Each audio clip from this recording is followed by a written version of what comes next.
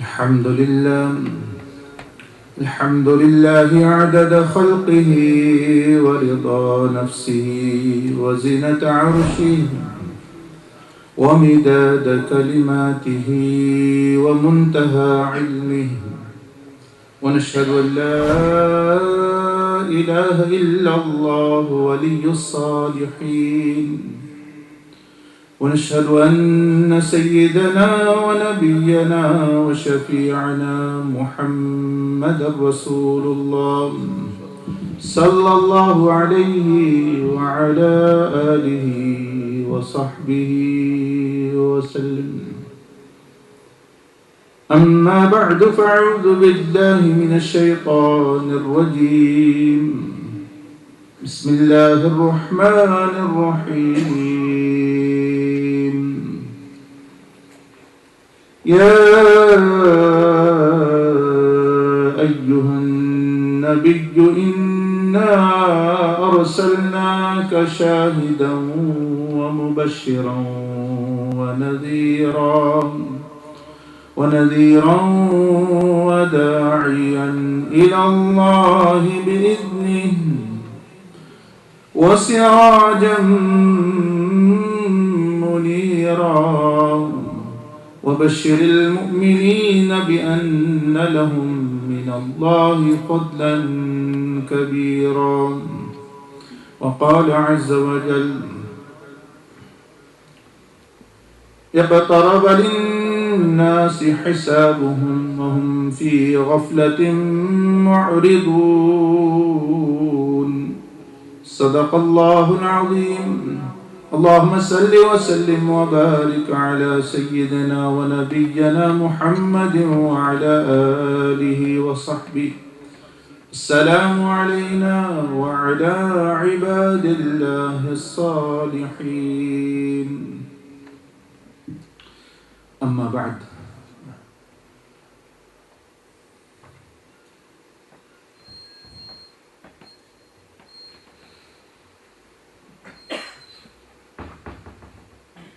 اللہ کے فضل اور احسان،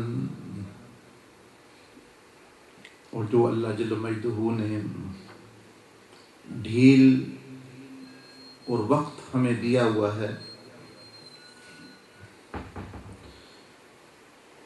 اس کی وجہ سے انسان بعض مرتبہ بھول جاتا ہے، غافل ہو جاتا ہے کہ وہ کس مقصد کے لیے اس دنیا میں یا جو بھی حالات سے وہ گزر رہا ہے وہ ان میں سے کیوں گزر رہا ہے۔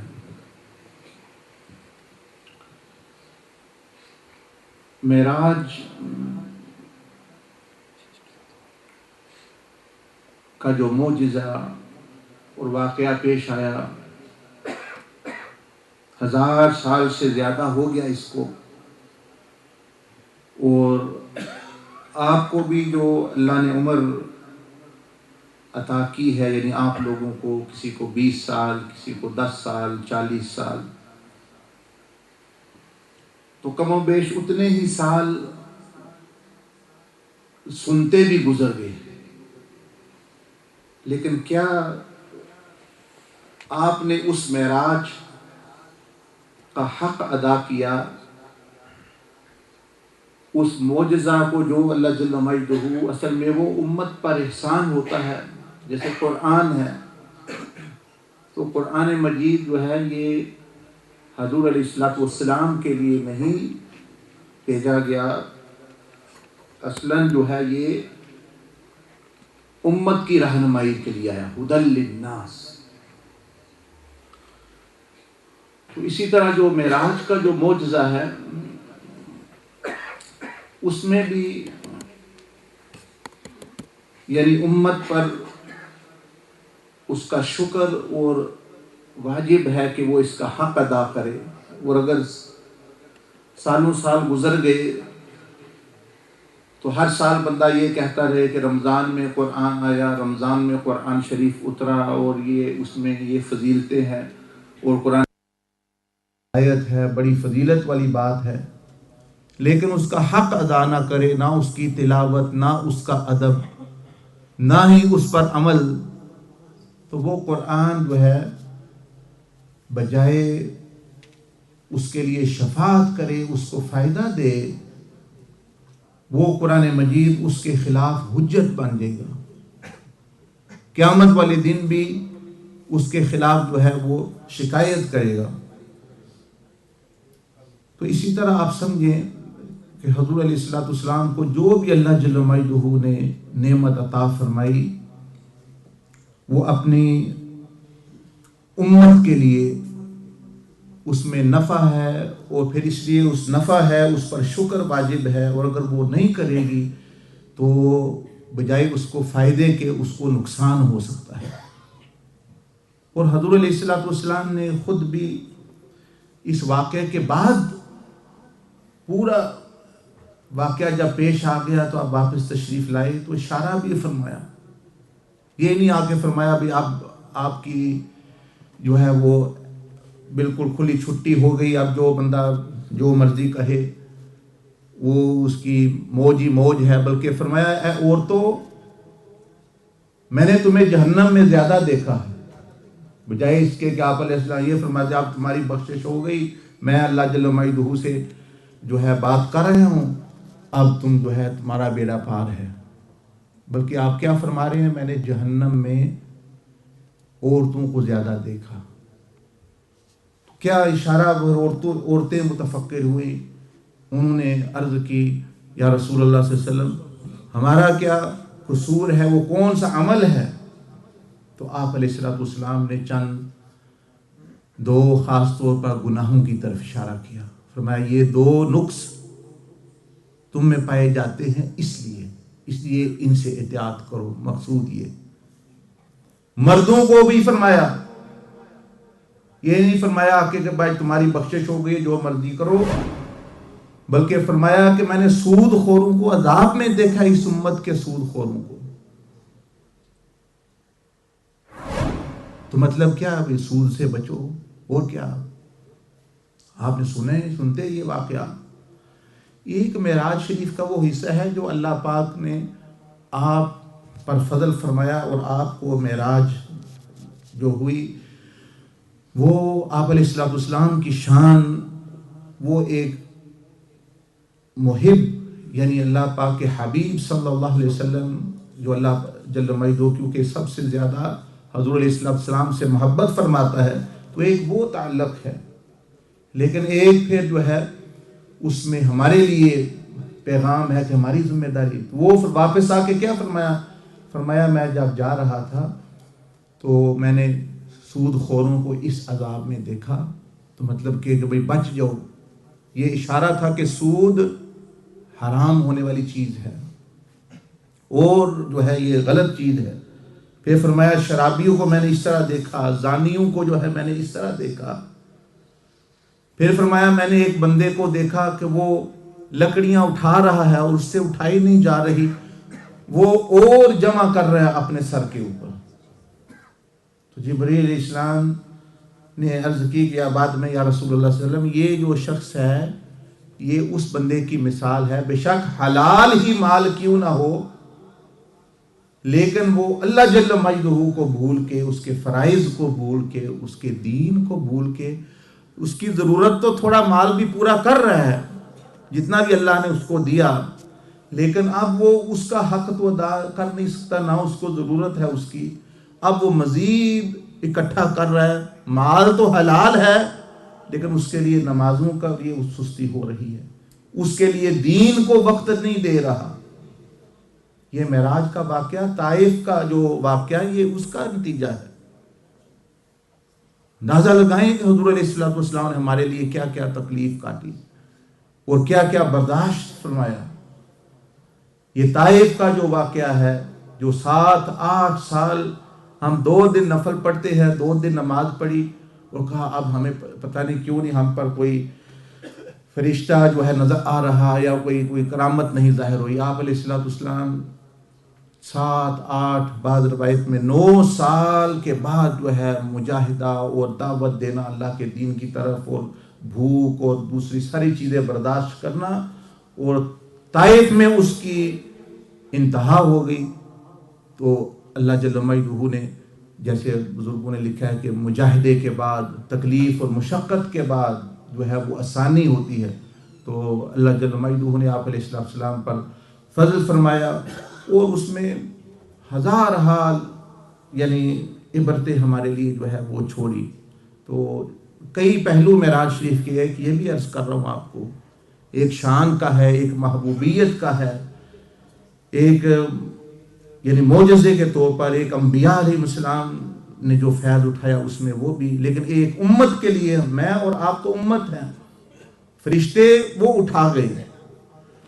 اب مثلا آپ سوچیں کہ حضرت ابراہیم علیہ السلام کون سے آسمان پہ تشریف فرما ہے؟ برزخ میں 7ویں آسمان پہ. حضرت موسیٰ علیہ السلام 6ٹھے آسمان. دوسرے انبیاء بھی انہی آسمانوں میں اللہ جل مجدہ نے جہاں جہاں ان کو وہ مقام عطا کیا رہ رہے ہیں. تو وہ تو حضور علیہ السلام سے فیض لینے کے لیے جنتیں چھوڑ دیں، فرشتوں کی صحبت اور ملائکہ کے اندر رہنا چھوڑ دیں، ہم بری صحبتوں کو بھی آپ علیہ السلام کے لیے نہ چھوڑ سکے کہ ان کے فیض لینے کے لیے. اور انبیاء علیہ السلام جنتوں کو، جو اوپر آسمانوں کی جنتیں، ان کو چھوڑ کر بیت المقدس ایک یہ مٹی کی زمین پر تشریف لائیں. کس لیے؟ کہ آپ علیہ السلام یہاں ہیں. زمین یہ سادہ ہے، آسمان بہت خوبصورت ہے، آسمان میں بہت چمک ہے، دمک ہے، بڑی خوبصورتی ہے، وہاں سدرہ ہے، وہاں جنتیں ہیں. لیکن انبیاء علیہ السلام اس سادہ زمین پر تشریف لائے. کس لیے؟ کہ حضور علیہ السلام یہاں تشریف فرما تھے. اس لیے کہ آپ علیہ السلام سے فیض لینے کے لیے. اب امتی کو بھی چاہیے کہ وہ فیشن کی چمک دمک چھوڑ کے اور ہلا گلا اور جو ہے جس طرح معاشرہ، جس طرح لوگ چل رہے ہیں، ان کو چھوڑ کر وہ بھی آپ علیہ السلام کی سادہ سنتوں اور سادہ زندگی کی طرف جو ہے وہ پلٹے. جب انبیاء جنتوں کو چھوڑ سکتے ہیں، اپنے اپنے مقامات آسمانوں کو چھوڑ سکتے ہیں، اور وہ یہاں دنیا میں آپ علیہ السلام کی زیارت کے لیے جو ہے وہ تشریف لائے، تو ہم جو امتی ہو کر وہ نہ کرے تو وہ بدبختی نہیں اور بد نصیبی نہیں تو اور کیا. اور پھر وہ پچھلے دور میں گزر گئے انبیاء علیہ السلام، پچھلے دور میں. تو پچھلے دور میں جب گزر گئے تو وہ انہوں نے پھر بھی فائدہ اٹھایا، پھر بھی نفع اٹھایا. اور ہم آپ علیہ السلام کے دور میں رہ کر، آپ صلی اللہ علیہ وسلم کا کلمہ پڑھ کے آپ کے نبوت اور رسالت کے دور میں تو فیض نہ اٹھا سکیں اور ادھر ادھر بھٹکتے رہیں، تو پھر کیا معراج کا قصہ سنا آپ نے، اور کیا بیان ہوا اور کیا سنا. ہر بندہ اپنی اپنی معراج شروع ہوئی ہے، اس میں کوئی شک نہیں. معراج کہتے ہیں جب ایک چیز مقرر کر لیا آپ نے، اپنی منزل، اس کی طرف جانا، اس کی طرف بڑھنا، وہ معراج ہے. اونچائی کی طرف ہے تو معراج ہے. لیکن بہت سارے لوگوں نے، ہم میں سے وہ بھی معراج پہ سفر پہ ہیں، لیکن وہ معراج کی منزل انہوں نے غلط بنا لی ہے. کسی نے بنا لی میں نے ملینئر بننا ہے، اب یہ اس کی منزل ہے. اب وہ ادھر آہستہ آہستہ آہستہ وہ جو بھی کوشش کر رہا ہے سیڑھی بر سیڑھی چڑھتا جا رہا ہے. کسی نے معراج اللہ کی رضا کی جگہ اللہ کے دیدار کی طرح ایک عورت کو یا عورتوں کو رکھا ہوا ہے، وہ ادھر اپنا چڑھتا جا رہا ہے. جو بھی اس نے، کسی نے بدماشی کو رکھا ہوا ہے، وہ ادھر جو ہے وہ چلتا جا رہا ہے. کسی نے سیاست کو رکھا ہوا ہے، وہ ادھر میں اب کاؤنسلر ہوں، میں اب جو ہے جی میں اب چیئرمین بنوں گا، اب جی میں ایم پی اے بنوں گا، اب جی میں ایم این اے بنوں گا، اب جی میں، وہ اپنی معراج پہ جاری ہے. لیکن یہ ساری معراجیں نہیں، بلکہ یہ جو ہے انسان کا نیچے کی طرف جانا ہے، اونچائی کی طرف جانا نہیں، یہ جہنم کی طرف لے جانے والی چیزیں. یعنی ہم نے اپنے اپنے سفر جو معراج کے وہ الٹ شروع کیے ہوئے ہیں، اس کا الٹ.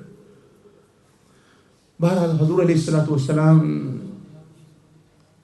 کے معراج شریف میں ایک بات تو یہ تھی کہ آپ صلی اللہ علیہ وسلم نے ساری امت کے لیے سبق چھوڑا کہ اگر کوئی روحانی ترقی بندہ کرنا چاہتا ہے، خدا تک پہنچنا چاہتا ہے، تو وہ کیسے پہنچے۔ یہ بھی ایک معراج کا پہلو ہے۔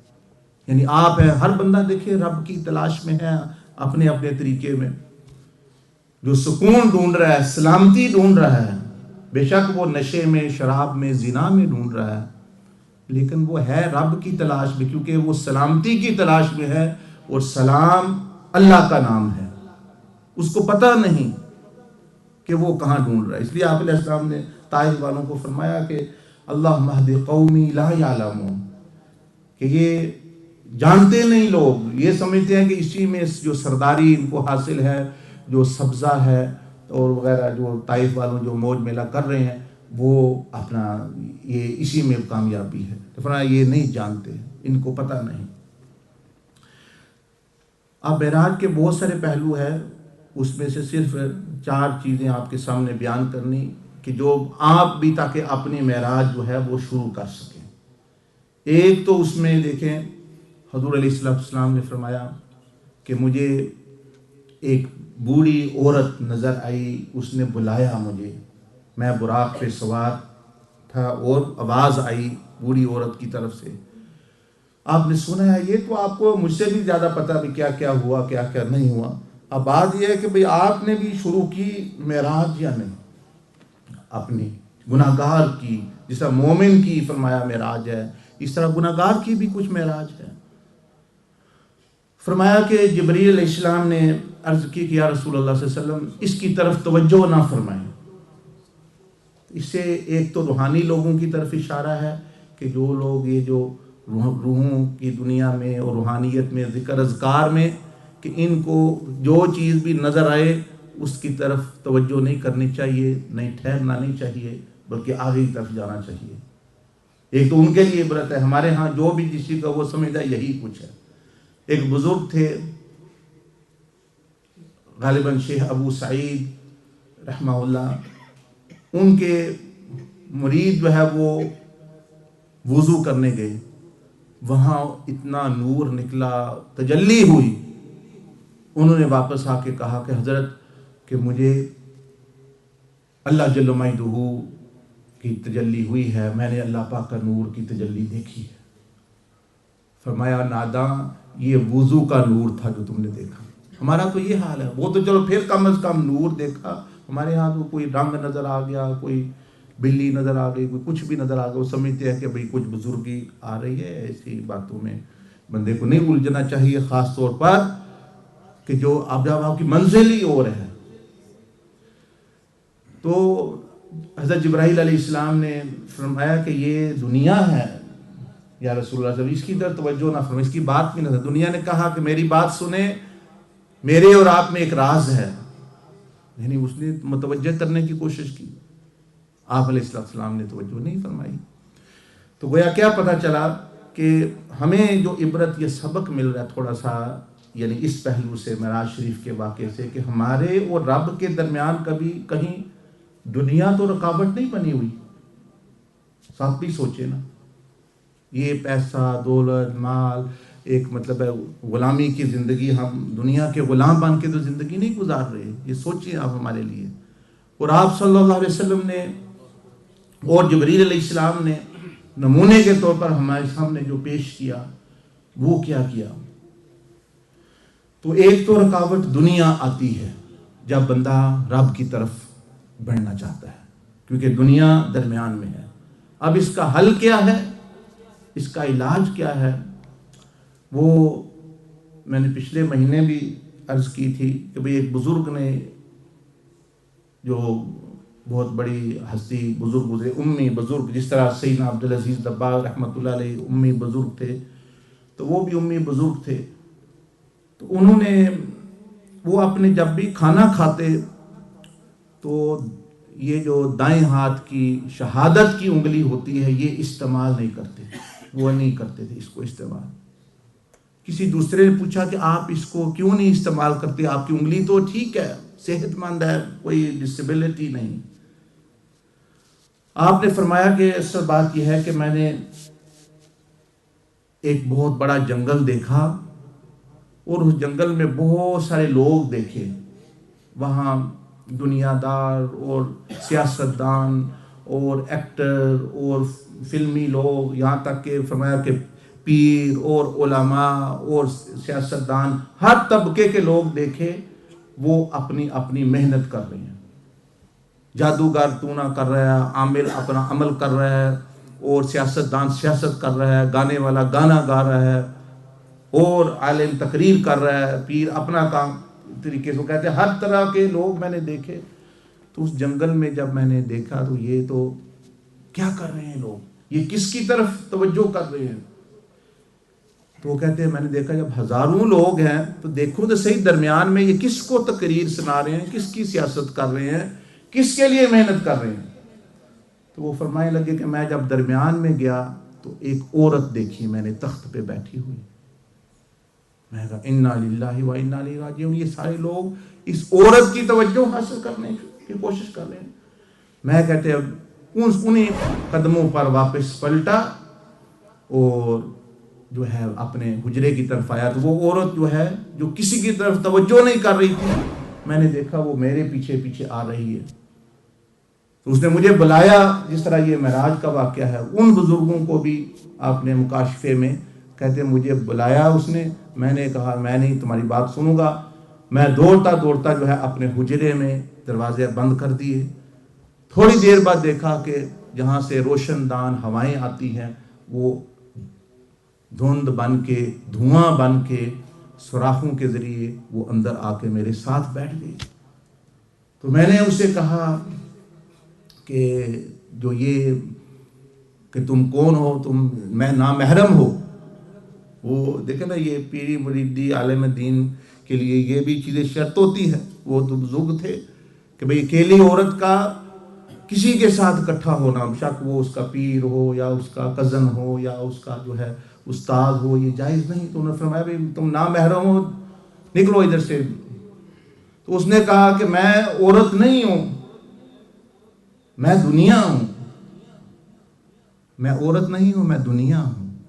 یہ جو لوگ آپ نے جنگل میں دیکھے، سیاستدان اور کاروباری اور مزدور، سارے لوگ جو اپنا اپنا کام کر رہے ہیں، علماء، پیر، یہ سب نے مختلف طریقے اختیار کیے ہوئے ہیں مجھے حاصل کرنے کے لیے، سارے ہتھ کنڈے اور ڈرامے کر رہے ہیں۔ سیاستدان ہے، اس کو کہاں اتنا درد آ گیا اللہ کی مخلوق کا کہ نیند نہیں آتی ہے، یا اس کو جو ہے اور بھئی وہ مخلوق کی خدمت کرنا چاہتا ہے، جبکہ وہ خود ہی جہنم سے بچا ہوا نہیں ہے، اپنے اوپر ہی نہیں رحم کر رہا۔ جو اس کے اندر اللہ نے اس کو جان دی ہوئی ہے، اس کا ہی وہ خیر خواہ نہیں، آپ کا خیر خواہ کیسے ہوگا؟ اسی طرح دو دوسرے ہیں، اور اس طرح کے جو لوگ دنیا نے خود کہا کہ یہ جتنے لوگ آپ نے دیکھے، دنیا دار اور سیاستدان اور یہ ناچنے کودنے والے، آخر کار جو ہے بات وہاں ختم ہوتی ہے، وہ مجھے حاصل کرنا چاہتے ہیں۔ یہاں تک کہ دنیا نے کہا بہت سارے پیر، بہت سارے جو ہے علماء دنیا جو صرف میرے لیے تقریریں کرتے ہیں، میرے لیے نعتیں پڑھتے ہیں، کوئی حضور علیہ السلام کی محبت ان کا مقصود نہیں۔ آپ پیسے نہ دیں وہ تقریر نہیں کریں گے، آپ پیسے نہ دیں وہ نعت نہیں پڑھیں گے، وہ میرے لیے پڑھ رہے ہیں، وہ دنیا کے لیے پڑھ رہے ہیں، وہ میرے لیے پڑھ رہے ہیں، وہ میرے عاشق ہیں، وہ عاشق مصطفیٰ نہیں ہے۔ تو انہوں نے وہ دنیا کہنے لگی کہ حضرت کیونکہ جب اللہ نے مجھے پیدا کیا تو میں نے عرش کے نیچے ہزاروں سال اللہ کی عبادت کی ہے، عرش کے نیچے ہزاروں سال اللہ کی عبادت کی ہے۔ تو اللہ پاک نے مجھے فرمایا دنیا میں تمہیں اب زمین پر بھیجنے والا ہوں، اور میری ایک بات سن لو، تم نے جو میرے عاشق ہیں ان کی خدمت گزاری کرنی ہے، اور جو تیرے عاشق ہیں ان کو ذلیل کرنا ہے۔ جو مجھے مقصود زندگی بنائے گا اس کی خادمہ بن جانا ہے۔ اوحى اللہ الی الدنیا من خدمنا فخدمی ومن خدمک فاستخدمی، کہ اللہ نے دنیا کی طرف وحی کی کہ دنیا کہ جو اپنا مقصود زندگی، جو اپنی منزل معراج مجھے بنائے، میری رضا کو، اس کی نوکرانی اور خدمت گزاری کرو، جہاں جہاں بھی وہ جنگلوں میں ہوں بے بانو ان کا حصہ اس کو تک پہنچاؤ۔ کیا شیخ عبد القادر جیلانی رحمۃ اللہ علیہ روٹی نہیں کھاتے تھے؟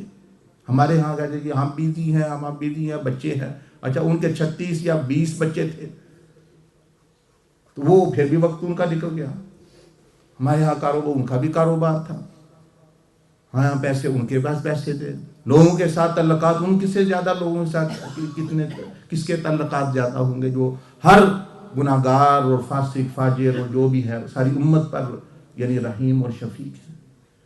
اس لیے کہ دنیا ان کی باندھی اور غلام بن گئی، اور دنیا کو اللہ نے حکم دیا وَمَنْ خَدَمَكِ فَاسْتَخْدِمِي، اور جو تمہیں مقصود بنا لے، پیسہ دولت واہ، اس کو تم غلام بنا لو، اس کو انسلیو کر دو، اس کو غلام وَأَتْعَبِي، اس کو تھکا کے ختم کر دو.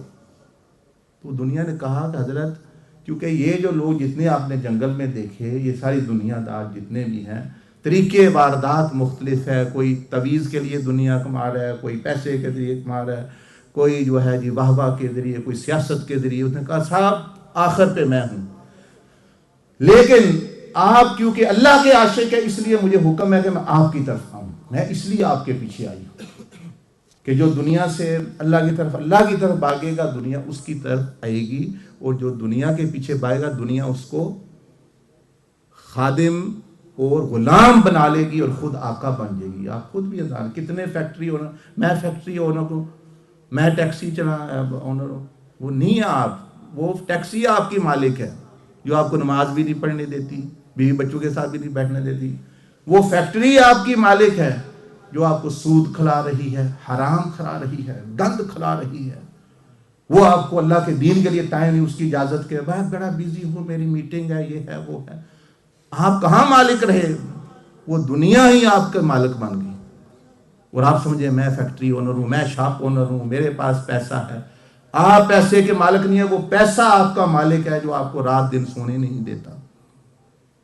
وہ آپ کا مالک بن گیا، وہ نوٹ آپ کا مالک. آپ تو غلام، آپ تو ذلیل ترین چیز کے غلام بنے ہوئے ہیں، یعنی دنیا کی.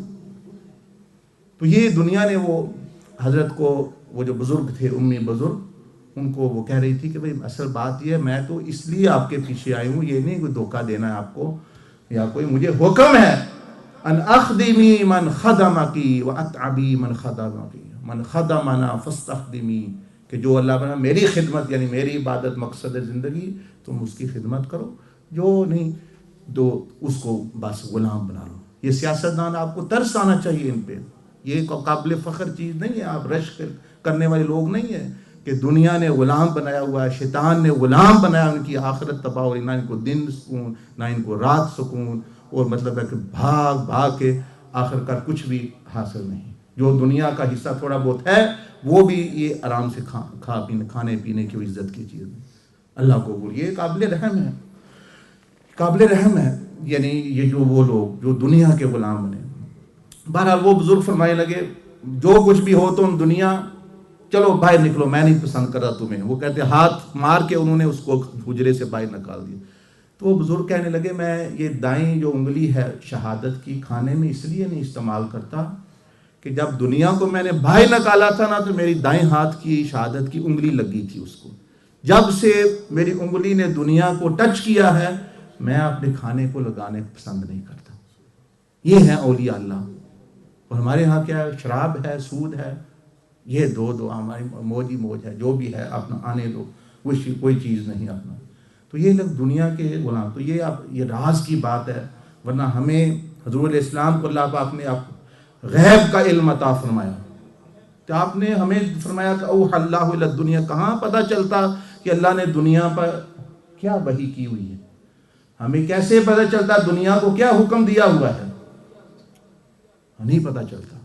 تو یہ اللہ نے جو آپ علیہ السلام کو دیا، آپ نے فرمایا اوحی اللہ الی الدنیا من خدمنا فخدمی، کہ دنیا کو یہ کمانڈ ہے کہ جو اللہ کو بن جائے اس کی عزت کرو، اس کے پیچھے جاؤ، اس کو حصہ اس تک پہنچاؤ. اور جو میرے پیچھے یعنی دنیا کے پیچھے تیرے پیچھے جائے اس کو عزت نہیں، اس کو غلام بنانا ہے، اس کو تھکانا ہے اور اس کو ختم کرنا ہے. اور آپ ہر دنیا دار کا اینڈ یہی دیکھیں گے، اینڈ یہی دیکھیں گے کہ وہ مر کھپ گیا اسی میں تھک کے. بڑے بڑے حکمران، یہ لیبیا میں دیکھے کیا ہوا ہے، مصر میں کیا، اور دوسروں ملکوں میں کیا، اور سارے یہ پاکستان کے پچھلے حکمرانوں کا دیکھ لیں، اور اولیاء اللہ کا بھی اخیر دیکھ لیں. ان کا بھی اینڈ دیکھنے کیسا ہوتا ہے، اور ان کا بھی اپنا دیکھنے کیسا ہوتا ہے۔ تو اس لیے معراج کے قصے میں ایک تو آپ صلی اللہ علیہ وسلم نے ہمارے لیے عبرت چھوڑی کہ دنیا کی طرف توجہ نہیں کرنی، وہ اگر یہ رکاوٹ بن گئی ہے تو اس کا علاج کیا ہے؟ اس کا علاج ہے کہ اللہ کو مقصود بناؤ، آپ کو خود بخود دنیا کا حصہ تھوڑی حلال محنت سے ملنا شروع ہو جائے گا۔ اللہ پاک جس طرح وہ حضور پیر صاحب فرما رہے تھے آپ کو بیان میں کہ اللہ پاک حضور علیہ السلام کو کیسے لے گیا، آپ پوچھنے کی ضرورت نہیں، کیسے اللہ پاک کو تو اپلائی نہیں ہوتا کہ وہ ایک رات میں کیسے چلے گئے، ایک حصے میں کیسے چلے، سارے جہان اور جنتیں کیسے دیکھ اللہ نے دکھائی نا۔ وہی اللہ پاک آپ کو رزق نہیں پہنچا سکتا، ضروری ہے شرابی سے لینا ہے، ضروری ہے شیطانی سے لینا ہے، ضروری ہے سودی سے لینا ہے، ضروری ہے کہ مطلب دین بیچ کے ہی لینا ہے۔ وہ اللہ جو حضور علیہ السلام کو ایک لمحے بھر میں ساری بادشاہتیں دکھا کے واپس لے آئے، آپ کو وہ رزق نہیں پہنچا سکتا؟ بالکل پہنچا سکتا ہے۔ یہ بھی معراج میں ایک سبق ہے کہ وہ اللہ جب دینا چاہے، ساری دنیا آپ کے مخالف ہے، آپ کو وہ دے دے گا، آئے گا جو آپ کا حصہ ہے، بڑھے گا نہیں آپ کا حصہ جو ہے عزت کے ساتھ۔ دنیا خود ڈھونڈ ڈھونڈ کے موت کی طرح ڈھونڈ۔ کبھی آپ نے دیکھا ہے کوئی بندہ کیوں، کیا بات ہے، کیوں پریشان؟ میں موت کی تلاش میں ہوں۔ کوئی موت کی تلاش کی ضرورت نہیں ہے، وہ خود ہی تلاش کر لے گی، وقت آ گیا۔ اسی طرح رزق جو ہے اس کے بارے میں حرام طریقہ اختیار نہ کرو، حلال اختیار کرو، وہ اپنے وقت پہ جو ہے وہ خود آ جائے گا جو بھی ہے۔ دوسری چیز کیا؟ پھر حضور علیہ السلام نے فرمایا میں نے ایک بوڑھے شخص کو دیکھا، اولڈ مین، بوڑھا شخص، اس نے آپ جبریل علیہ السلام نے فرمایا اس کی طرف بھی توجہ نہ فرمائے، تو حضور علیہ السلام نے توجہ نہیں فرمائی۔ پھر جبریل علیہ السلام نے فرمایا کہ یہ شیطان تھا جو یہاں کھڑا ہے۔ اس لیے روحانیت کی دنیا میں دنیا بھی آئے گی، شیطان بھی آئیں گے، آپ سفر کریں گے تو کتنے لوگ گمراہ ہو گئے۔ شروع سفر روحانیت میں اللہ تک پہنچ رہا ہوں، وہ کسی شیطان تک پہنچ گئے، کوئی امام مہدی بن گیا، کوئی قطب ابدال بن رہا ہے، کوئی کچھ بن رہا ہے، کوئی کچھ بن رہا ہے۔ بھئی سفر تو شروع کیا تھا بندہ بننے کے لیے، اور عجزی انکساری آئی۔ یہ عجیب سفر ہے روحانیت کا۔ بھئی جو وہ آگے بڑھ رہا ہے تو اس کے دعوے اور بڑھائی اور زبان سے جو ہے وہ نکل رہی ہے، وہ سمجھ جائے گی شیطانی سفر ہے۔ معراج سے بڑا سفر نہیں۔ تو اللہ پاک نے فرمایا حضور میں نے اپنے بندے کو سیر کرائی، بندگی کے درجات طے کرنے ہیں، قطبیت کے درجات طے کرنے کے لیے تو نہیں بندہ جو ہے وہ تو چیزیں ہیں اللہ پاک جو ہے وہ بندے کو بعض دفعہ دیتا ہے۔ ایک واقعہ خیر آپ کو سنا دیتے ہیں۔ شیخ احمد تیجانی رحمۃ اللہ علیہ وہ ولی گزرے ہیں یہ مراکش کے مغرب میں، کہ جو دن دہاڑے رات میں حضور علیہ السلام سے جیتے جاگتے ہوئے آپ خود یعنی ملاقات فرماتے ہیں، اتنا آپ کا مقام تھا۔ لیکن آپ نے کہ مرید نے ایک دفعہ آپ کو لکھا کہ حضور میں ذکر اذکار جو بھی آپ نے دیا وہ کر رہا ہوں، لیکن جو ہے فلاں فلاں روحانی مقام کب مجھے ملے گا، فلاں روحانی مقام مجھے کب ملے گا، میں وہ جو کر رہا ہوں تو مجھے وہ کب میری ترقی ہوگی، کب میں آگے روحانی۔ آپ نے فرمایا کہ ناداں، یہ تو اللہ نے کائنات پیدا کرنے سے پہلے دنیاوی بھی اخروی بھی مقامات یعنی روحانی مقامات تقسیم کر دی ہیں، مقدر کر دی ہے۔ تم روحانی مقام کو کیوں معبود بنائے ہوئے ہو؟ تم اللہ کو مقصود بناؤ، اور جو ذکر اذکار تمہیں بتایا ہے وہ کرو، سنت نبی پر چلو، اللہ کی حضوری میں رہو، رسول اللہ صلی اللہ علیہ وسلم کے تصور میں رہو، تمہیں خیرات اور برکات دنیا آخرت کی ملیں گی۔ جس پٹڑی پر تم چڑھے ہوئے نا میں کب روحانی مقام ملے گا، کب یہ ملے گا، کب یہ ملے گا، یہ شیطانی پٹڑی ہے۔ تو اس میں جو حضور علیہ السلام سے جبریل علیہ السلام نے فرمایا اس کی طرف توجہ نہ فرمائیں، یہ اصل میں امت کے لیے سبق ہے، ورنہ انبیاء تو معصوم ہوتے ہیں، ان کو ضرورت نہیں ہے ان چیزوں کی، نہ ہی وہ حفاظت کی ان کو ضرورت ہوتی ہے کوئی، اللہ خود ان کا جو ہے محافظ ہوتا ہے اور وہ عصمت پر پیدا ہوئے ہوتے ہیں. تو اس میں پھر یعنی شیطان کا علاج یہ ہے کہ جس طرح حضرت شیخ احمد تجانی فرما رہے ہیں کہ بے غرض اللہ کی عبادت کرو، غیر مشروط اللہ کی عبادت کرو، اور جو ہے یعنی تب جا کے آپ شیطان سے بچ سکیں گے. جو ہی آپ نے غرضیں بیچ میں شامل کی نا، میرا بچہ بیمار ہے میں اس لیے عبادت کر رہا ہوں وظیفہ دو، میرا جو ہے جی کام نہیں چل رہا میں جی اس کے لیے میں عبادت کر رہا ہوں، میرا جی فلاں روحانی مقام مجھے مل جائے، فلاں دنیا مل جائے، میں ووٹوں کو جیت جاؤں، یہ سارے چیزوں کو شیطان استعمال کر کے آپ کو گمراہ کر کے. اس لیے اس نے کہا، اللہ جل مجدہ نے فرمایا، اور شیطان نے بھی یہی ایک ہی بات کہی، کہا کہ میں سب کو گمراہ کر دوں گا الا عبادک منہم المخلصین، مگر تیرے چنے ہوئے بندوں کو نہیں کر سکوں. تو اللہ کا چنا ہوا کون ہے؟ جو اللہ کو چن لے. لوگ پوچھتے ہیں اللہ کا چنا ہوا کون ہے؟ کوئی اتنی بڑی فلسفی نہیں ہے. اللہ کا چنا ہوا وہ ہے جو اللہ کو چن لے، سب چیزوں کو چھوڑ کے اللہ کو مقصود بنا لے، وہ اللہ کا چنا ہوا. تو شیطان بھی گھٹنے ٹیک گیا، بھائی میری بس.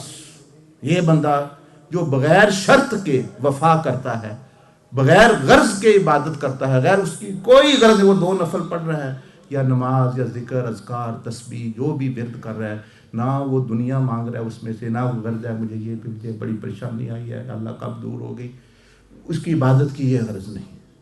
یہ کب ملے گا، کام کب ملے گا، فلاں کب ہوگا، میں الیکشن کب جیتوں گا، امتحان میں کب بیوی کب جو ہے بات سنے گی، یہ وہ بچے شادی وغیرہ، پھر آخرت کی چیزیں، روحانی مقامات، کشف کب ہوگا، کرامت کب ملے گی، میں قطب کب بنوں گا، ابدال کب بنوں گا، فلاں کب بنوں گا. یہ ساری چیزیں جو ہے درمیان میں جو ہے یہ رکاوٹ. شیطان سے بچنا ہے تو قرآن مجید کا نسخہ ہے، ان سب پر لا الہ سے لکیر پھینک دو، جیسے مجدد الفسانی نے فرمایا کہ لا کی جو تلوار ہے ان پر پھیر دو، صرف اللہ باقی رہے، کوئی چیز باقی نہ رہے. کلمے میں ہے بھی اور چیز کہ لا الہ اللہ کے آگے کیا جنت ہے کہ اللہ کا نام ہے، لا الہ الا الجنہ ہے، الا الکشف ہے، الا دنیا ہے، الا الاخرہ ہے. کوئی معبود ہے اللہ کے سوا؟ آپ سب جانتے ہیں، شروع سے کلمہ پڑھ رہے ہیں کہ لا الہ کی عبادت سوائے اللہ کے کسی کے لیے نہیں. تو پھر یہ چیزوں اپنی عبادت کو کیوں بگاڑ رہے ہو؟ یہی حضرت شیخ احمد تجانی رحمۃ اللہ علیہ نے اپنے مرید سے فرمایا، ہم تو دنیا کے کتے دنیا میں لتھڑے ہوئے ہیں. انہوں نے فرمایا روحانی مقامات میں بھی وقت ضائع کر رہے ہو، میں کب فلاں روحانی مقام ملے گا، میں یہ کب بنوں گا، میں یہ کب بنوں گا، مجھے کشف کب ہوگا، کرامت کب ملے گی. انہوں نے فرمایا یہ تقسیم ہو چکی ہے چیزیں، وقت ضائع کر رہے ہو.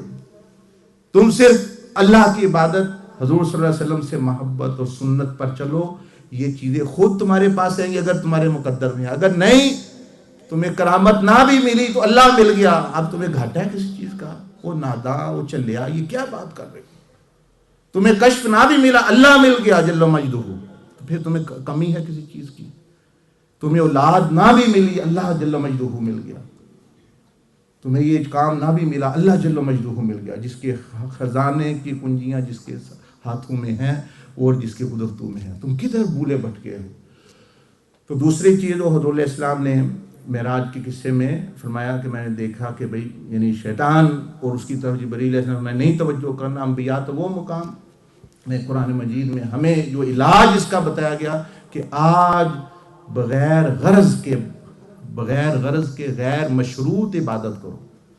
اب اگر آپ کہتے ہیں پرابلمز بھی ہیں، حاجات بھی ہیں، ڈیفیکلٹیز بھی ہیں، مشکلات بھی ہیں، تو وہ اللہ پاک نے ایک دعا کا دروازہ کھولا ہوا ہے، وہ اس کے ذریعے مانگو.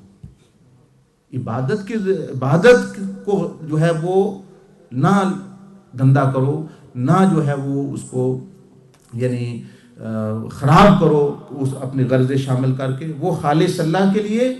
اور اگر تمہیں جوتے کے تسمے سے لے کر بچہ چاہیے، بھی شادی چاہیے، جنتیں چاہیے، جو چاہیے، وہ دعا کی کھڑکی اللہ نے کھولی ہے، وہ وہاں سے مانگ لو.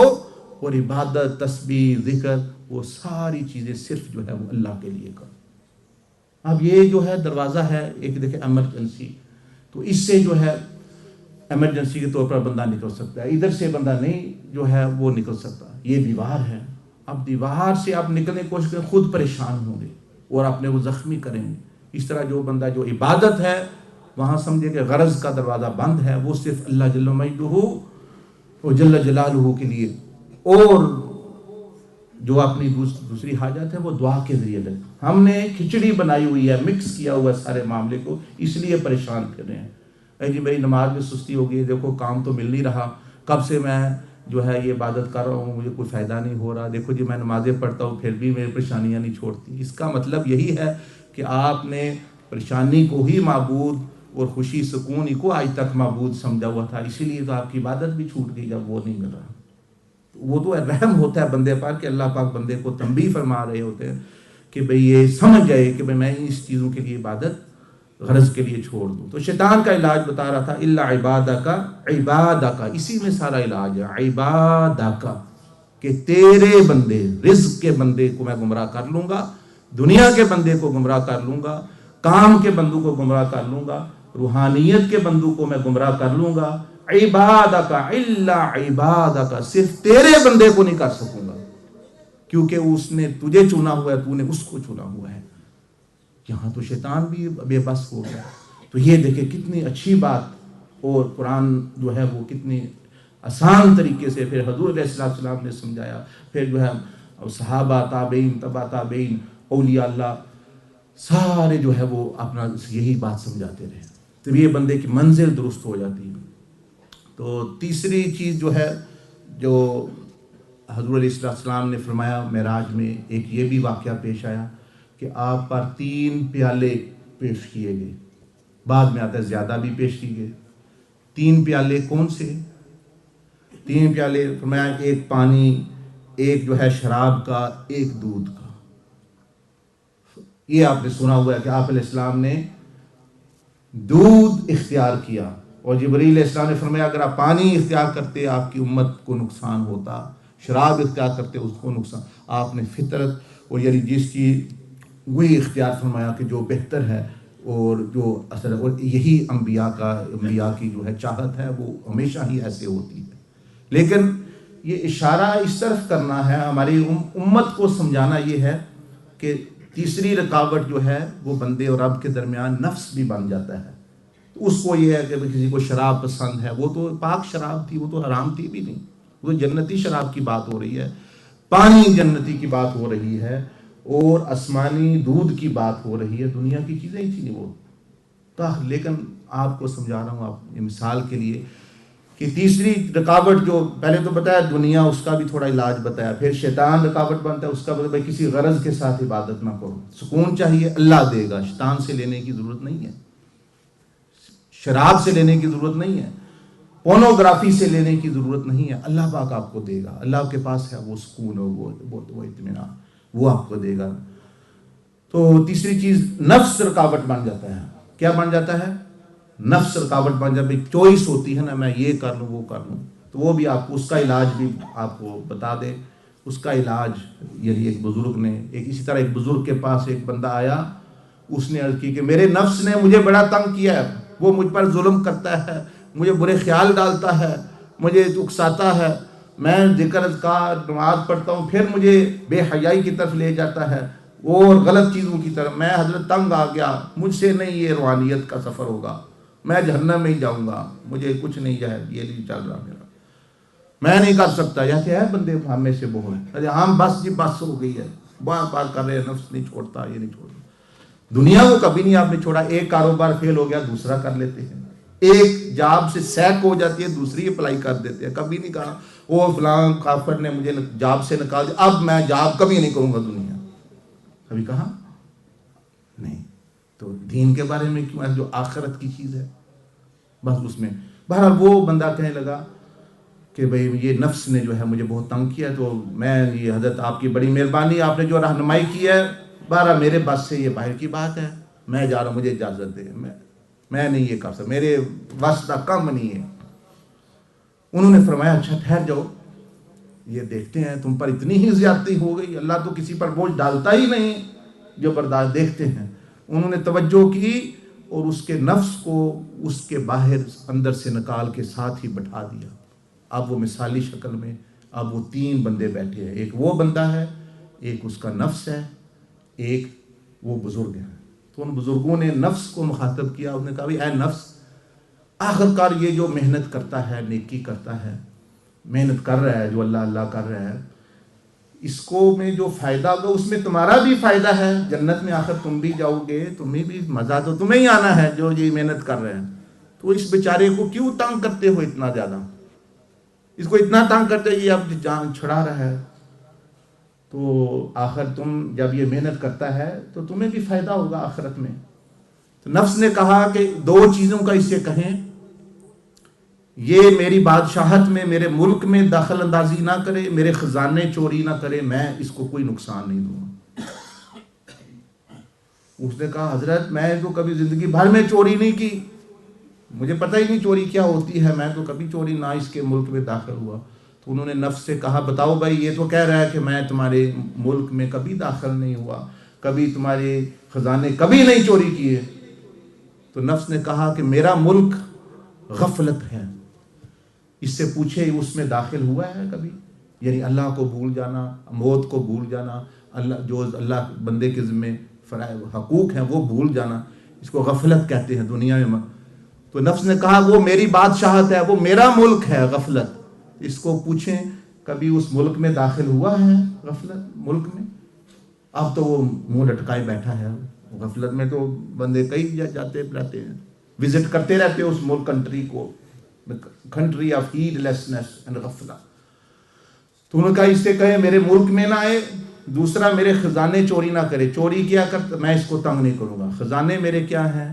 چوری ہے، زنا ہے، حسد ہے، تکبر ہے. یہ میرے خزانے، یہ نفسی کی خسرت ہے نا. یہ کسی دن 2 گلاس تکبر کے پی جاتا ہے آ کے، کبھی جو ہے 2 روٹیاں جو ہے حسد کی کھا جاتا ہے، کبھی جو ہے وہ زنا لے جاتا ہے، کبھی شراب لے جاتا ہے مجھ سے. میرے خزانے میری صفتیں چوری کرتا ہے تو تنگ تو میں نہیں کر رہا اس کو، یہ میری چیزیں لے جاتا ہے چوری کر کے. تو اس کو کہے نہ میرے ملک میں داخل ہو، نہ میرے خزانے چوری کرے، میں اس کو تنگ نہیں کروں گا. ان بزرگوں نے فرمایا ہاں بھائی سناؤ، کبھی اس کے ملک میں گئے ہو؟ نے کہا تو میں زیادہ رہتا ہی ادھر ہوں. تو انہوں نے کہا اچھا. تو انہوں نے فرمایا پھر بھائی خزانے کبھی اس کے چوری کیے ہیں؟ یہ تو بہت ہے میرے پاس، تمہارے اسی کا مال ہے جو تمہارے پاس ہے. بدبخت خرابی تم میں ہے اور تم نفس پر الزام لگا رہے ہو. نفس نے تیسری بات یہ کہی کہ یہ جھوٹ بول رہا ہے، میں اس پر ظلم کر رہا ہوں. میرے اور اس کے خالق نے قرآن مجید میں یہ فرمایا ہے وَمَا كَانَ اللَّهُ لِيَظْلِمَهُمْ وَلَكِنْ كَانُوا أَنفُسَهُمْ يَظْلِمُونَ. کہ اللہ جو میرا بھی خالق ہے، نفس نے کہا اس کا بھی خالق ہے، وہ تو یہ فرما رہا ہے کہ لوگ مجھ پر ظلم کرتے ہیں. ربنا ظلمنا انفسنا اللہم انی ظلمت نفسی، کہ میں نے ظلم کیا نفس پر.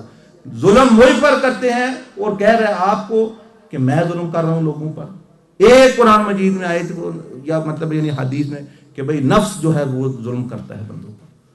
نفس کو تو اختیار ہی نہیں، وہ کیسے ظلم کر سکتا ہے آپ پر؟ وہ تو خواہش کر سکتا ہے لیکن اس کو ڈیسیجن میکنگ پاور اس کے پاس نہیں ہے. تو نفس نے کہا تیسری بات یہ جو جھوٹ مکاری کر رہا ہے یہ بندہ مجھ پر الزام دے رہا ہے. میں ہم بھی ایسے کہتے ہیں اوہ نفس نے بڑا تنگ کیا ہے، وہ نفس بڑا ظالم ہے. اللہ پاک فرما رہے ہیں، رسول اللہ صلی اللہ علیہ وسلم فرما رہے ہیں کہ تم نفس پر ظلم کرتے ہو. انکم ظلمتم، تم ظلم کرتے ہو نفسوں پر. اور حدیث میں بھی یہ ہے. تو پھر نفس نے کہا کہ اگر یہ چاہتا ہی ہے کہ ملک میں کسی کے ملک میں داخلہ تو اللہ کے ملک میں آئے. اللہ کا ملک حضوری کا ملک، حضور مع اللہ. اللہ کو یا اللہ مجھے دیکھ رہا ہے، اللہ پاک سن رہا ہے، اللہ میرے ساتھ ہے، تو گویا آپ اللہ کے ملک میں ہیں، اللہ کے حضور میں ہیں. انا جلیس من ذکرنی. اور اگر یہ خزانے ہی لینا چاہتا ہے تو میرے سے خزانے چراتا ہے برے خزانے، تو یہ حضور علیہ السلام سے خزانے لے جو دے کر خوش ہوتے ہیں. وہ خزانے کیا ہیں؟ صبر ہے، شکر ہے، تواضع ہے، حیا ہے، زہد ہے، تقوی ہے. یہ خزانے ہیں حضور علیہ السلام کی صفات ہے. جہاں انبیاء بھی فیض اٹھائے کہ معراج کی رات، اور اولیاء بھی اور سارے فرشتے بھی اٹھا رہے ہیں. جبریل علیہ السلام کے پاس بھی جو عصمت ہے وہ حضور علیہ السلام کی عصمت کا فیض ہے. جو اس کے پاس بزرگی ہے وہ نبی صلی اللہ علیہ وسلم کی سے بزرگی اس نے لی ہوئی ہے. عیسیٰ علیہ السلام کا جو زہد ہے وہ حضور علیہ السلام کے نور سے مستفید ہے. حضرت ابراہیم علیہ السلام کے پاس جو اللہ کی دوستی ہے وہ آپ علیہ السلام کی دوستی کا فیض ہے. ساری دنیا آخرت میں جنتوں میں آپ علیہ السلام کا فیض. تو اس کو کہو، اس نفس نے کہا کہ اگر لینے ہی ہے خزانے کسی کے تو ایسی ہستی کے لیے جو لے دے کر خوش ہوتی ہے. یہ تو مجھے بھی تنگ کر رہا ہے تو اور اپنے خود بھی تنگ ہو رہا ہے. تو اس لیے بزرگوں نے فرمایا اب سن لیا. اب تم تو کہہ رہے تھے بھائی جی میں تنگ آ گیا ہوں، جیسے معصوم بنے ہو 10 قتل کر کے تو میں تنگ آ گیا، لوگ مجھے قتل پر اکساتے ہیں.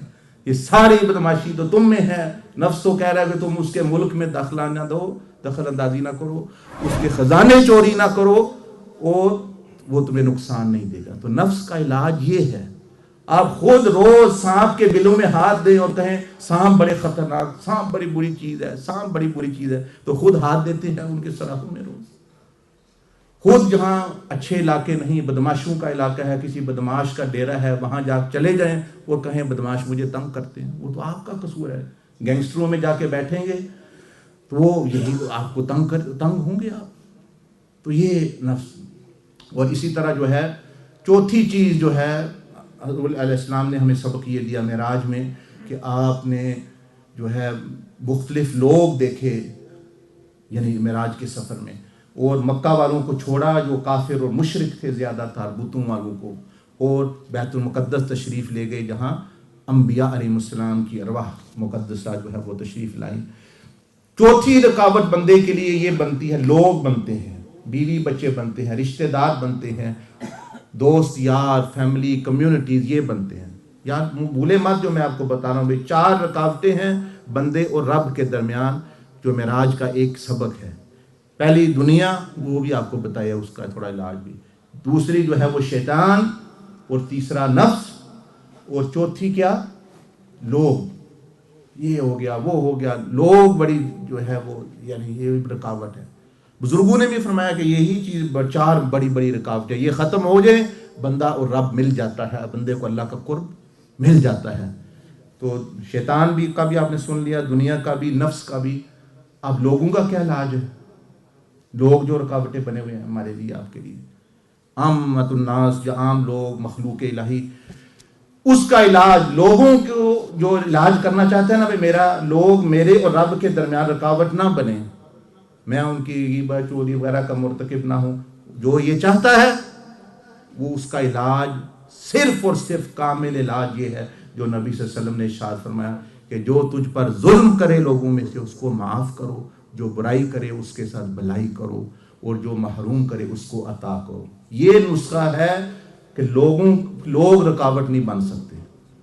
اور اگر آپ نے اینٹ کا جواب پتھر سے دینا ہے، وہ کہہ رہے فلاں نے مجھے یہ کہا میں بھی کروں گا، وہ فلاں کیا سمجھا اپنے آپ کو، میں بھی یہ ہوں، میں بھی آدم علیہ السلام کی اولاد ہوں، میں یہ ہوں وہ ہوں، وہ یہ کر رہا ہے تو ہم کوئی جو ہے ہم نے چوڑیاں پہنی ہوئی ہیں یہ ہے. تو پھر جو ہے آپ کو وہی آپس میں انگیج کر لیں گے، اللہ تک پہنچنے ہی نہیں دیں گے. آپ نکلے تو گھر سے اللہ تک پہنچنے کے لیے، لوگوں نے مختلف ہیلوں سے آپ کو انگیج کر لیا. اسی چیز سے کوئی زیادتی کرے گا، آپ سمجھتے ہیں میرے ساتھ رشتہ دار کر رہے جاتی ہے، بھئی آپ تو پھر گناہ گار ہیں. انبیاء کے بارے میں کیا خیال؟ ان میں کوئی عیب تھا، کوئی نقص تھا کسی حساب سے بھی؟ ان کے ساتھ کرتے تھے لوگ. یہ کوئی عجیب بات نہیں ہے کہ بھئی اپنا آپ کے ساتھ کر رہے ہیں، یہ کر رہے ہیں، وہ اور مجھے پسند نہیں کر رہے، ریجیکٹ کر رہے ہیں، میری پیچھے غیبتیں کرتے ہیں، یہ کرتے ہیں وہ کرتے ہیں. تو ایسا یہ کبھی نہیں رکے گا کیونکہ لوگ معصوم نہیں. اس کا علاج وہی جو حضور علیہ السلام نے ارشاد فرمایا، اور یہ بھی فرمایا کہ یہ اہل جنت کے اخلاق ہیں. وہ بندہ دنیا میں اگر جنتی دیکھنا چاہے، یہ 3 صفتیں جس میں ہوں، یہ اشارہ ہے، علامت ہے کہ اہل جنت کے اخلاق اس میں ہیں کہ برائی کا بدلہ بھلائی سے، اور جو ظلم کرے اس کو معاف. جیسے حضور علیہ السلام ذاتی معاملات میں، یہ ذاتی معاملات کی بات ہوئی، دوسروں کے حق کے لیے تو کھڑا ہونا چاہیے. اور جو محروم کرے، جو آپ کو محروم کرنا چاہتا ہے.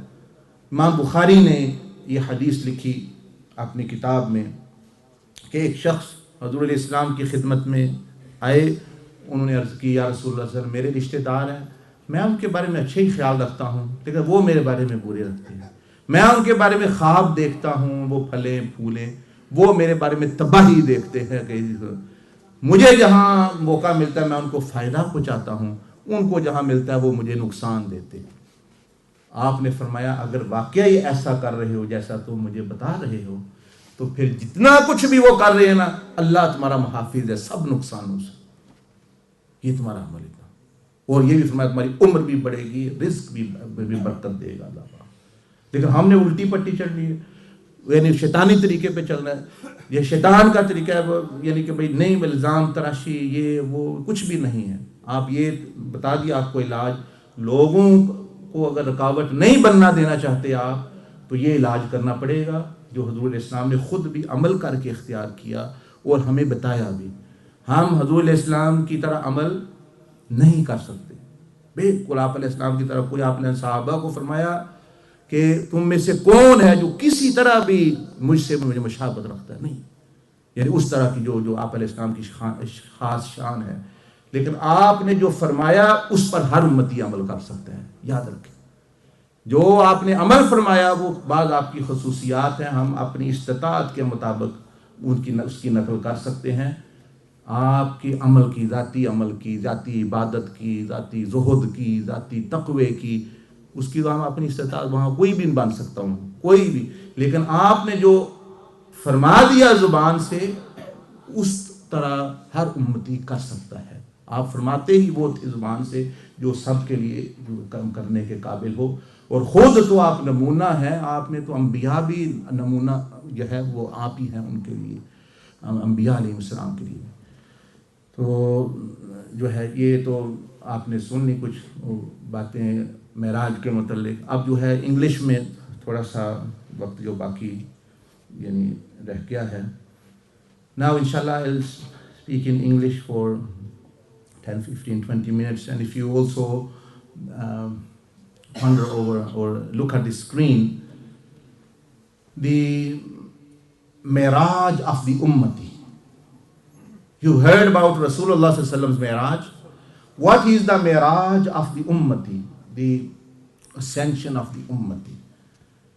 So very briefly, as I have mentioned, that in Miraj, Rasulullah sallallahu alaihi wasallam's objective was Allah subhanahu. He didn't stop at Sidra, he didn't stop at Qaba Qawsayn or actually anything. Even he went further actually to Allah subhanahu wa ta'ala's prayer and his ziyarah. Rasulullah sallallahu alaihi wasallam is the only sahabi in whole of the universe of Allah subhanahu wa ta'ala. He who have seen Allah azza wa jal with his blessed eyes of this world, his blessed body. He is the only sahabi of Allah subhanahu wa ta'ala. کائنات میں حضور انبیاء کے صحابی بہت ہیں، اللہ کا صحابی صرف ایک ہے اولین و آخرین میں، اور وہ حضور علیہ الصلوۃ والسلام ہے جنہوں نے اسی جسد اطہر کے ساتھ اللہ کی زیارت کی جل مجدہ۔ یہ معجزہ ہے معراج میں، کعبے تک پہنچنا وہ معجزہ نہیں ہے، معراج نہیں ہے، بیت المقدس تک پہنچنا معراج نہیں ہے، اصل وہاں بیت المعمور تک پہنچنا آپ صلی اللہ علیہ وسلم کی معراج نہیں ہے، آپ کا درجہ اس سے بلند نہیں ہوا عرش تک پہنچنا، بلکہ جب اللہ جل مجدہ کی زیارت کی وہ معراج ہے حضور علیہ السلام کی۔ کعبے تک، بیت المعمور تک، عرش تک پہنچنا تو وہ تو عرش کی معراج ہے کہ حضور علیہ السلام کے قدموں سے فیض اٹھا رہا ہے، تو سمجھے۔ بہرحال look at the screen، screen کی طرف دیکھیں۔ your objective should be the prayer of Allah subhanahu wa ta'ala, which is the greatest thing. Anything you let come in between, it will destroy you, it will lead you astray. Sayyidina Musa alayhi salam asked Allah subhanahu wa ta'ala, tell me, inform me of an amal after which if I do, you never become displeased with the person. موسیٰ علیہ السلام کہ یا اللہ مجھے ایسا کوئی عمل بتا کہ جس سے بندہ کر لے اس کے بعد تو اس سے ناراض نہ ہو کبھی بھی۔ اب یہ بہت بڑی بات ہے، بہت it's a very big thing to ask, very big question. Oh Allah, inform me of an amal, if a person does, you will never become displeased. اے اللہ مجھے ایسا عمل بتایا کہ جو بندہ کر لے اس کے بعد کبھی بھی تو اس سے ناراض نہ ہو۔ Allah subhanahu wa ta'ala said to Sayyidina Musa alayhi salam, go down the mountain of Tur, you will see a person and ask him. Hazrat Musa alayhi salam came down the mountain of Tur and they saw no person but Shaitan was standing there. He was surprised. Shall he ask him about Allah subhanahu wa ta'ala pleasure? Allah subhanahu wa ta'ala sent revelation. Yes, O Musa, ask him, because he has experienced pleasure and displeasure. इसने गर्मी सर्दी दोनों का तजर्बा किया हुआ है, रजा का भी और अल्लाह की नाराजगी का भी शैतान ने बड़ा तजर्बा है. तो शैतान then said to Musa alayhi salam, "Oh messenger of Allah, I was very obedient servant to Allah, and I was raised, my status was raised so much so I went to heaven, etc., etc., etc., and to Jannah, and all the ranks which I had, until I was rejected and I disobeyed Allah subhanahu wa ta'ala, not prostrating in front of Sayyidina Adam." And he said, "Oh Musa, today first time I am telling that all the worship which I had done was for ranks, for higher ranks. And when I didn't get higher rank, I actually disobeyed Allah. My ibadah was for ranks, for status, for getting higher and higher. And when higher status went to Sayyidina Adam, I said goodbye to the ibadah." And he began to cry. He mentioned them. تو شیطان نے کہا موسیٰ علیہ السلام سے کہ اے موسیٰ، واقعی مجھے بہت اللہ کا قرب ملا، لیکن آج آپ کو پہلی دفعہ میں بات بتا رہا ہوں کہ جتنی بھی میں نے عبادت کی ہے، آپ تو سوچتے ہوں گے میں کیوں ردا گیا، مردود ہو گیا، جتنی بھی میں نے عبادت کی وہ اونچے مراتب حاصل کرنے کے لیے کی تھی. پہلے دن سے ہی میں نے کوئی ریا کے لیے نہیں، دکھاوے کے لیے نہیں، لیکن جیسے میں آپ کو کہہ رہا تھا کہ کتب بننے کے لیے، ابدال بننے کے لیے، صاحب کرامت، یہ روحانی مراتب، وہ کہتا ہے میں اس لیے ساری عبادت میں شروع سے کرتا رہا اور مجھے ملتے بھی رہے، لیکن جب بڑا مرتبہ آدم علیہ السلام کو مل گیا تو میں نے خدا حافظ کہہ دیا عبادت کو بھی، کیونکہ میں تو کر ہی اس لیے رہا تھا. تو اس نے گویا موسیٰ علیہ السلام کو یہ جواب دیا، اللہ پاک نے جو فرمایا کہ پوچھے اس سے کہ اس نے غلطی کی ہے یہ کہ جو بندہ چاہتا ہے کہ اللہ اس کے ساتھ ہمیشہ راضی رہے، وہ صرف اور صرف اللہ کو راضی کرنے کے لیے عمل کرے جو کرے، تو اللہ آپ سے کبھی ناراض نہیں ہوگا. جب آپ اپنے نفس کو راضی کرنے کے لیے، دنیا کو راضی کرنے کے لیے شروع کر دیں گے، بس آپ پھر وہ شیطانی ہتھ کنڈے میں آ گئے.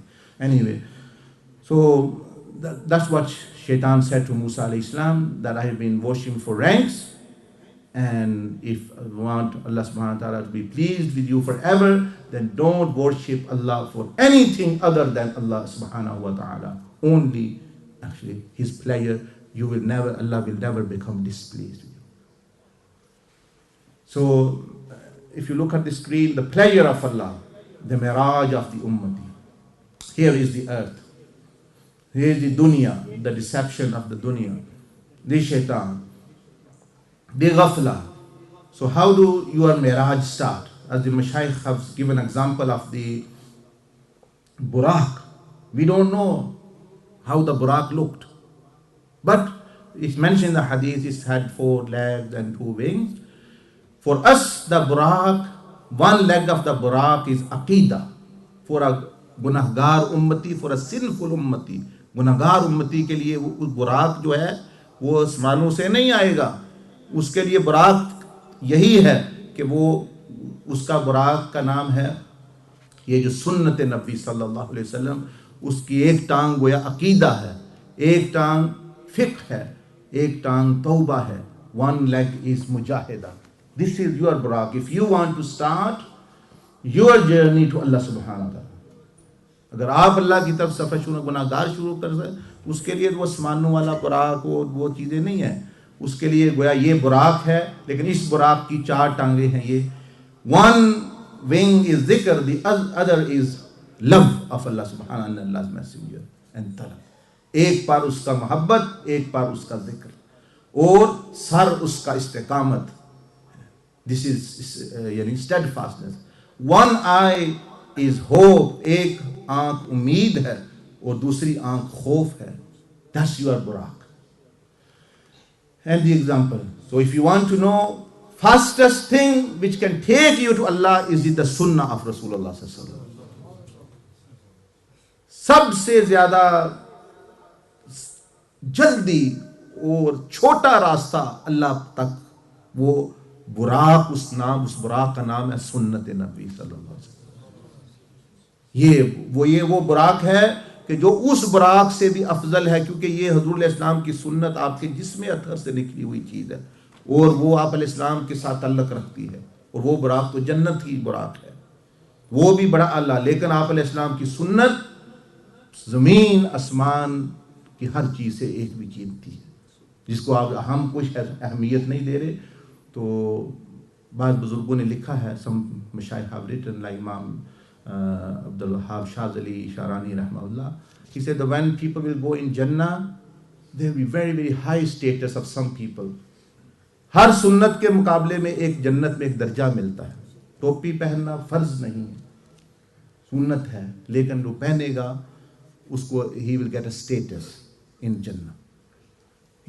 Then other sunnah as well. So sunnahs are not necessary. سنت واجب نہیں ہوتی، لیکن there is a special status which you will only get when you go in Jannah for every sunnah, for miswak, one sunnah, for clothing, for speaking, and every sunnah has a status allocated in Jannah. He said that آپ نے فرمایا کہ جب لوگ جنت میں جائیں گے تو بعضوں کو خاص ایکسٹرا چیزیں ملیں گی. Extra some people get extra, زیادہ چیزیں ملیں گی، زیادہ درجہ کچھ مل گیا. ادرز وہ کہیں گے فرشتوں کو، دوسرے کہیں گے ہمیں کیوں نہیں یہ مل رہا، ہم نہیں لے سکتے، یہ ہم نہیں وہاں جا سکتے.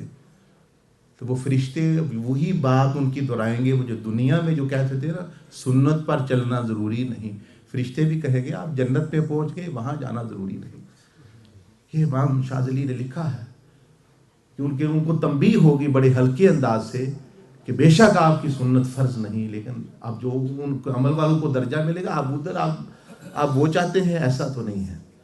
میں کہ جو سنت پہ چلنا ضروری نہیں تو ادھر بھی جانا ضروری نہیں، جہاں آپ جنت میں پہنچ گئے فرض واجب پورے کر کے تو بس اسی پہ تمہیں خوش رہیں. وہ تو ان کے لیے ہے کہ جو بہرحال سنت نبی صلی اللہ علیہ وسلم از دا موسٹ امپورٹنٹ. اور اس براق کی جان کیا ہے؟ یہ محبت اور عشق رسول ہے. اس کے بغیر براق مردہ ہے جو اللہ تک جاتا ہے. کوئی بندہ سنت پر عمل کر رہا ہے لیکن نبی علیہ السلام کی محبت حالی نہیں کہنا چاہیے، کم ہے، وہ بھی نہیں پہنچ سکتا. کیونکہ آپ علیہ السلام ایسی ہستی نہیں کہ آپ سے محبت کر کے بندہ اللہ تک پہنچے جب تک کہ سب سے زیادہ محبت آپ سے نہ کرے. کسی ایسا کہنا کہ رسول اللہ صلی اللہ علیہ وسلم سے محبت ہونی چاہیے، وہ تو بہت سارے کافر بھی کرتے ہیں، ہندوؤں نے بھی نعتیں لکھی، سکھوں نے بھی لکھی، بہت سارے لوگ آپ علیہ السلام کے اخلاق دیکھ کے، ان کا کردار دیکھ کے وہ ان سے محبت کسی نہ کسی درجے میں کافر بھی رکھتے ہیں.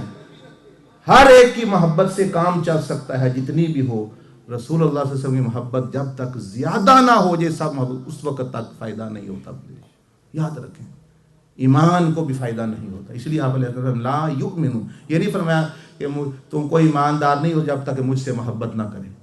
فرمایا جب تک سب محبتوں سے زیادہ نہ ہو. اس لیے جو ہم بیٹھے ہوئے ہیں نا تھوڑی تھوڑی محبت رکھ کے، ہاں جی ہم دو آنسو آ گئے، یہ آ گیا وہ آ گیا، دو چار نعرے مارے اور کہا جو ہے یعنی ایسی محبت جو ہے جو حضور علیہ السلام کی جو ہے جو کم ہو یا اس میں نقص پایا جائے تو اس پہ ایمان میں بھی نقص رہتا ہے. یہ محبت حضرت عمر کو بھی فرمایا کہ یا جب تک یہ میری محبت غلبہ نہ پالے تب تک جو ہے. تو اس براق جو ہے سنت کا براق، عقیدہ، فقہ، توبہ، مجاہدہ سب کچھ ہو، لیکن اگر براق میں جان نہیں تو کہاں لے کے جائے گا وہ کو؟ وہ تو مردہ ہے. تو محبت اور عشق جو ہے وہ اس براق کی جان ہے. It's life, it is any way. Going from Kaaba Sharif to Baitul Muqaddas or Masjid Aqsa, the example of that is that if you want to achieve closeness of Allah, then you have to leave bad company. In Makkah there were Abu Jahl and there were many statues in the Kaaba. In Baitul Muqaddas no statue, only Anbiya alayhi salam.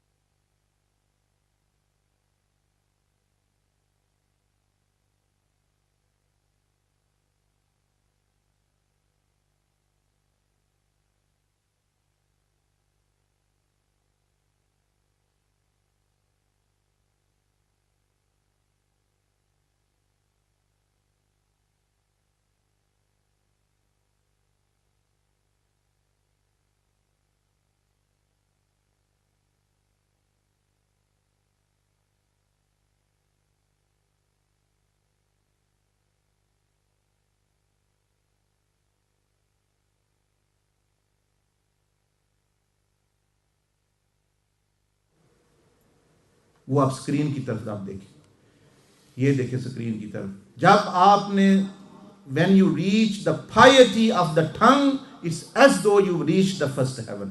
جب آپ زبان کی نیکی کی طرف تک پہنچ گئے گویا آپ بھی پہلے آسمان تک پہنچ گئے. جب آپ نظر بازی سے باز آ کے آنکھوں کی حیا تک پہنچ گئے آپ دوسرے آسمان پہ پہنچ گئے. This is the skies for you, my brothers and sisters and elders. یہ ہے آسمان آپ کے لیے. ہم ادھر آسمانوں میں نہیں جا سکتے، وہ تو مرنے کے بعد ہی جائیں گے جس کو اللہ نصیب کیا.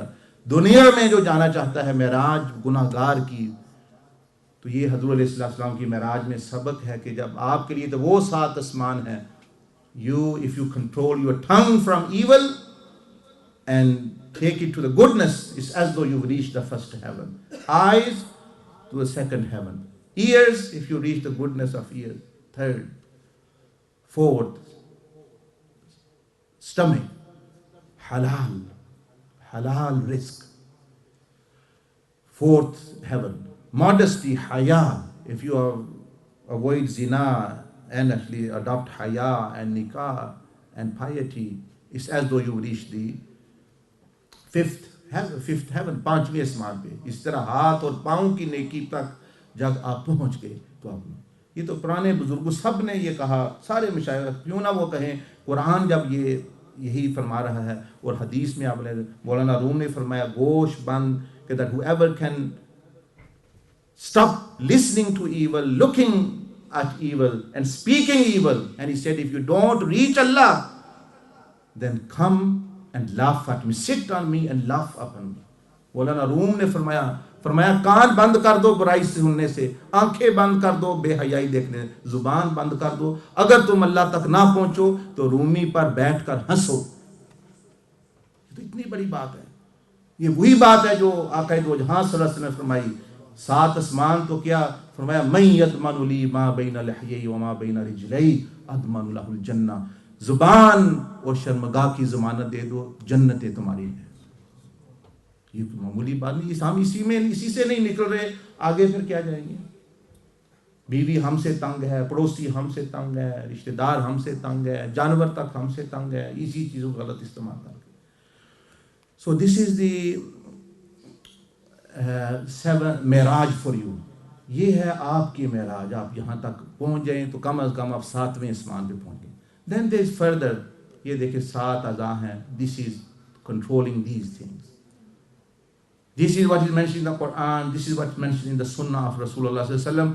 That is what Rasulullah sallallahu alaihi wasallam mentioned after he came back from Miraj to the women. عورتوں کو کیا کہا آپ نے؟ کیا فرمایا آپ نے؟ کیا ارشاد فرمایا آپ نے؟ آپ نے فرمایا تمہیں جہنم میں زیادہ اس لیے دیکھا ہے کہ زبان سے ناشکری کرتی ہو اور زبان کو غلط استعمال کرتی ہو.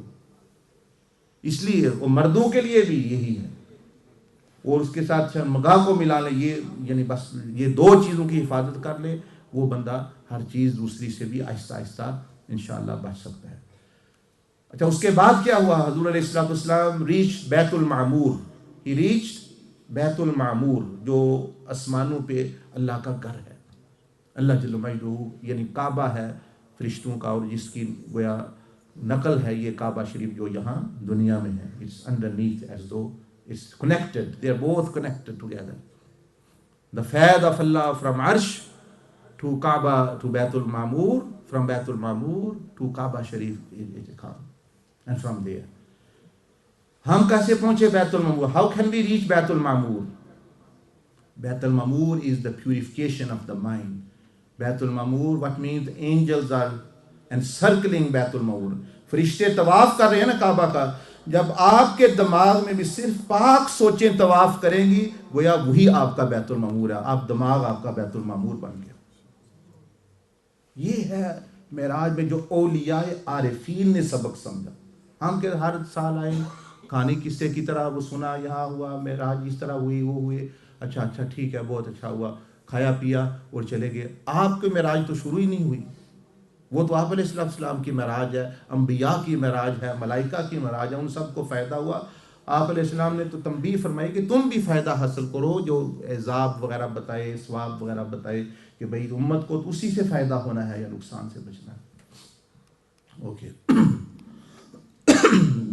Yes, purification of the mind. And third thing, after 7 skies, after Baitul Mamur, where did the Prophet ﷺ reach? Arsh of Allah subhanahu wa ta'ala. The example of the Arsh of Allah is when you purify heart from evil traits, it's as though you've reached Arsh. آپ کے لیے آپ اس عرش پر نہیں پہنچے گے نہ میں پہنچ سکتا ہوں, وہ تو حضور علیہ السلام کا مقام ہے. لیکن آپ نے جب دماغ کے بعد دل کو بری صفات سے خالی کر دیا اور اللہ کی جل مجدہ کی تجلیات سے اور حضور علیہ السلام کے فیض سے, اچھے اخلاق سے سنوار لیا, as though you reach the arsh of Allah subhanahu wa ta'ala, گویا آپ عرش الہی تک پہنچ گئے. That's purification of the heart. We're just going to skip that. And then after purification of the heart, after arsh, Rasulullah sallallahu alaihi wasallam reached Allah subhanahu wa ta'ala. Enlightenment, جس کو باطن کا روشن ہونا کہتے ہیں.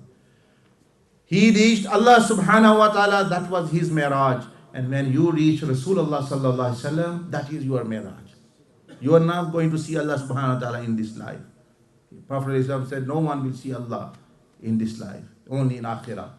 But here, it's possible to see Rasulullah sallallahu alaihi wasallam. He be in his mushahida. In the dream, every ruh will see in the grave, and every ruh can see whilst living on this earth as well if they purify. Likes of Sayyidina Abdul Qadir Jilani, likes of Sayyidina Abdul Aziz al-Dabbagh, likes of Sayyid Ahmad Tajani, like of Shaykh Abul Abbas al-Mursi, they were in the mushahida of the Prophet ﷺ. So then that's your Miraj. Jazakumullah sana jaza. Now I think it's the time for